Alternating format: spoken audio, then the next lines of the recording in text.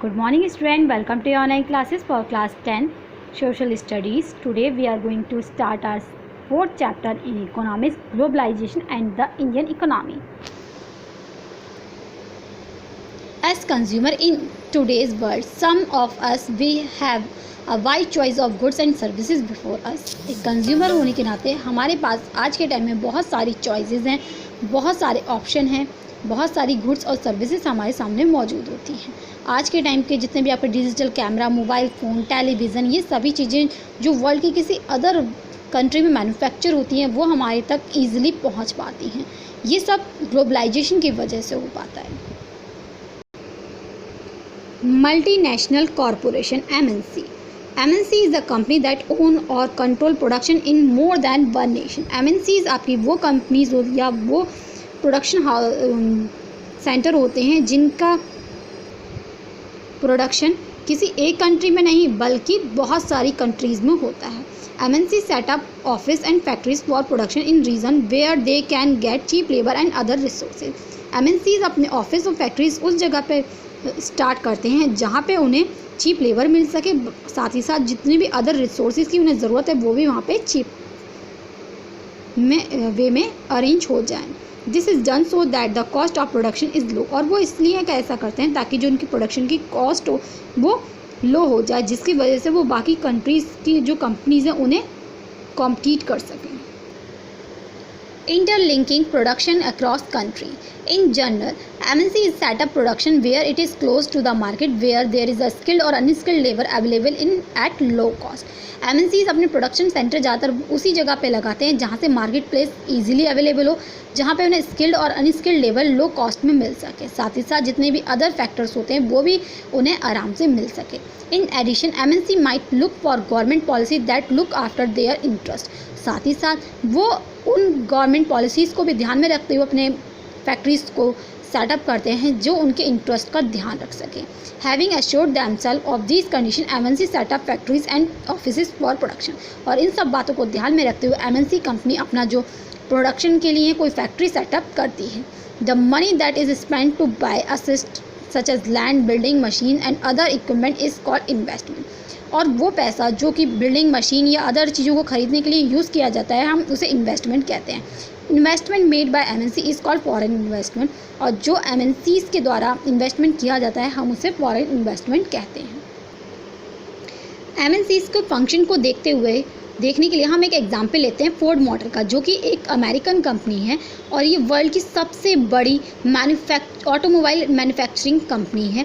इसके जो प्रोडक्शन है वो 26 कंट्रीज़ में फैला हुआ है पूरे वर्ल्ड में।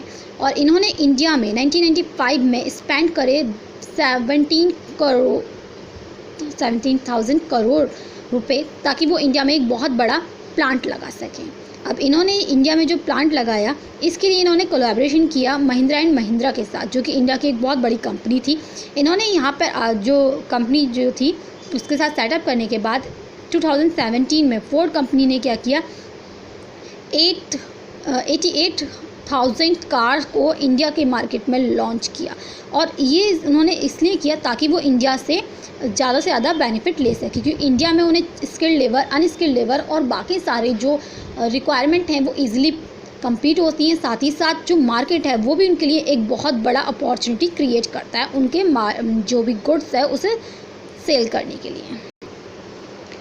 Globalization is this process of rapid integration of interlinking between countries. MNC are playing a major role in the globalization process. Globalisation वो प्रोसेस है जहाँ पे सभी कंट्री एक दूसरे के साथ इंटरलिंक हो पाती हैं और MNC इसमें सबसे बड़ा रोल प्ले कर रहा है।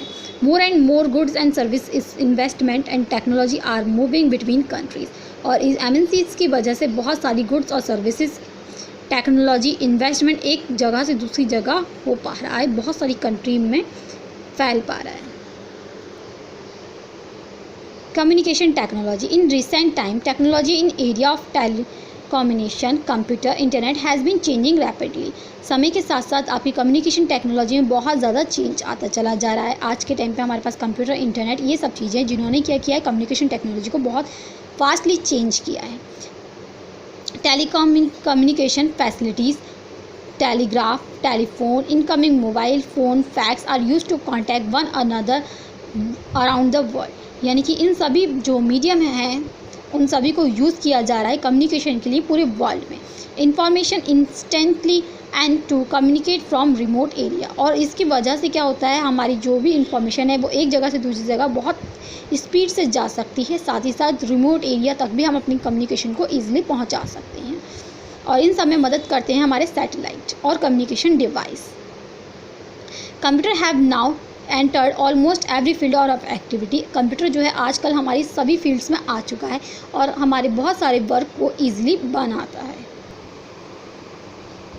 नेक्स्ट टॉपिक है हमारा लिबरलाइजेशन। रिमूविंग बैरियर और restriction set up by government is what is known as liberalisation, यानी कि जो बैरियर और रिस्ट्रिक्शन एक गवर्नमेंट के द्वारा किसी कंपनी पर लगाई जाती हैं उन्हें जब रिमूव कर दिया जाता है तो हम उसे लिबरलाइजेशन ही कहते हैं। अब कोई भी कंट्री किसी कंट्री पे बैरियर क्यों लगाता है? टैक्स और imports is an example of trade barrier is called a barrier because some restriction has been set up. Government can use trade barrier to increase और decrease foreign trade and to decide what kind of good and how many of each should come into the country. Tax और जो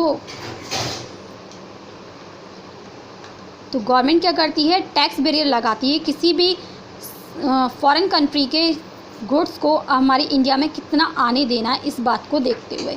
यानी कि अगर कोई country की जो company है वो ज़रूरत से ज़्यादा ही गुड्स हमारे कंट्री में लेके आ रही है तो गवर्नमेंट क्या करती है, उस पर बैरियर लगा देती है। लेकिन वहीं अगर कोई कंपनी अपने प्रोडक्ट को ज़्यादा नहीं लेके आ रही है तो उनके ऊपर से सारा जो टैक्स बैरियर है वो हटा दिया जाता है, और उस टैक्स बैरियर को हटाना ही लिबरलाइजेशन कहलाता है। वर्ल्ड ट्रेड ऑर्गेनाइजेशन, जो वर्ल्ड ट्रेड ऑर्गेनाइजेशन है यानी कि WTO, इसका एक ही एम है कि वो क्या कर सके, सभी ट्रेड को लिबरलाइज कर सके। इंटरनेशनल मार्केट में जितना भी ट्रेड हो रहा है वो सब कैसा हो जाए, एक लिबरलाइज वे में होने लगे। यानी कि कोई भी कंट्री क्या करे, दूसरी कंट्री पे किसी भी तरीके का ट्रेड बैरियर ना लगाए, जिसकी वजह से जो ट्रेड है वो ज़्यादा ईजी हो पाएगा और ज़्यादा से ज़्यादा कंट्री एक दूसरे के साथ कनेक्ट हो पाएंगी। At present 164 countries of the world are currently member of WTO, यानी कि आज के टाइम पे 164 कंट्री जो हैं वो वर्ल्ड ट्रेड ऑर्गेनाइजेशन का पार्ट बन चुकी हैं। और इसका मतलब ये है कि ये सभी कंट्रीज़ जो हैं वो एक दूसरे के साथ इजीली ट्रेड करेंगी without any trade barrier. Impact of globalisation in India. अब ग्लोबलाइजेशन का इंडिया में किस तरह का इफ़ेक्ट हुआ है? ग्लोबलाइजेशन ने क्या किया है, हमारे जो भी प्रोड्यूसर हैं उनको एक तरीके से कंपटीशन में लाके खड़ा कर दिया है। सभी जो कंपटीशन में आने वाली जो कंपनीज़ हैं, यानी कि जितनी भी फॉरेन कंपनीज़ हैं जो इंडिया में आकर अपनी प्रोडक्ट को सेल करती हैं, वो क्या करती हैं, जो इंडिया की नॉर्मल कंपनीज़ हैं यानी कि जो इंडिया की ही कंपनी हैं वो क्या करती हैं, उन्हें बहुत बड़ा एक कंपटीशन देती हैं। उन्हें अपने प्रोडक्ट को मेंटेन करना पड़ता है ताकि वो कंपटीशन में बने रहें, अपने स्टैंडर्ड को बढ़ाना पड़ता है ताकि कंपटीशन में बने रहें। Firstly MNC have increase their interest investment in India over past 15 year. MNCs company ने इंडिया में अपना जो इन्वेस्टमेंट है वो काफ़ी हद तक बढ़ा लिया है पिछले 15 सालों में।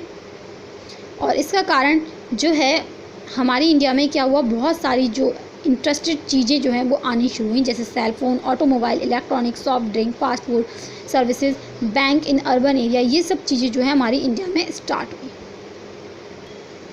और अगर हम बात करें कि MNCs के आने की वजह से हमें प्रॉफिट हुआ या लॉस, तो हमें यहाँ पे प्रॉफिट और लॉस दोनों ही देखने को मिलते हैं। कुछ जगहों पे हमें प्रॉफिट देखने को मिलता है तो कुछ जगहों पे लॉस।